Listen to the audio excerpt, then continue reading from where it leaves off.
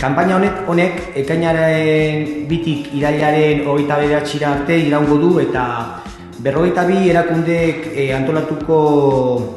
antolatutako 80tik gorako kirol jarduera ezberdin eskainiko dira. La campaña UDA ofrecerá este año 60.000 plazas que estarán distribuidas en más de 80 actividades diferentes que organizan algunas de las 42 entidades deportivas que participan en la edición de este año. Aurretiko izen emate fase bat egongo da, aurreko urtetan bezala emaitza onak eman ditu eta aurretiko izen emate fase hau maiatzaren 9tik 12 egongo da eta aurretiko izen emate hauek interneten bidez egin ahal izango dira.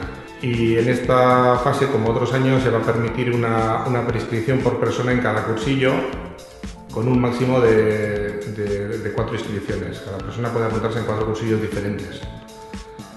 También mantenemos la posibilidad de realizar prescripciones en grupo, es decir, que un máximo de 4 amigos puedan apuntarse en un curso y con el resultado del sorteo que sea vinculante. Es decir, que si les toca a todos la plaza o a ninguno.